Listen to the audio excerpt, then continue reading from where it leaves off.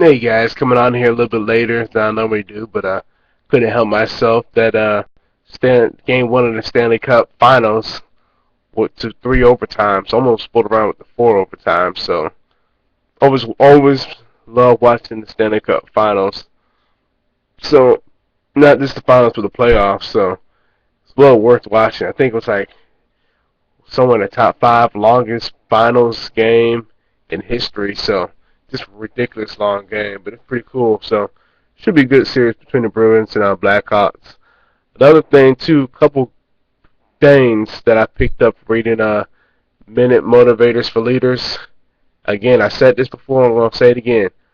I'm starting to understand a little bit more and more why success leaves clues. A couple things that piqued my interest that I've heard a handful of times. But just one part in this book, it says as far as what leaders do, they have effective leaders have disciplined spiritual habits. They spend time in reverent reflection and worship. They read inspirational books and listen to inspiring tapes. They read the Bible. They spend time communing with God in prayer. This is the second book that I've read, and I haven't read that many books as far as, and it should, is just common sense wise, referring a lot to biblical scriptures and basically just keeping God first. The first book I read was Rhinoceros or Rhinoceology, but I forgot by the name of the author. But that was like a three-part book, three series book I read, and he referred to God a lot too. So it's really interesting too. But I mean, shoot, it's just what it is. So I mean, come on now, the Creator, God knows the human mind. If it says in the Scripture that He knows count the hair on your head, then come on now, you know.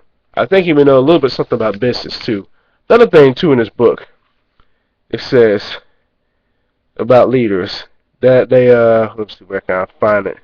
Oh, they bank, borrow, and buy tapes of specialists in their field area and play them while they're mobile. Boy, David Wood and David Sharp, I said it before, but man, I see where they're coming from. Talking about being ahead of their time. If you don't know David Woods, I think when he first started network marketing, it was an Amway.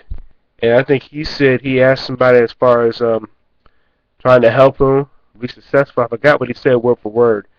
But this leader at that time said, hey, read books and listen to audio daily. And here it is in this book, Minute Motivators for Leaders. And Stan Taller, the leader, is saying the same thing. They beg, borrow, or buy tapes of specialists in their area and play them while they're mobile.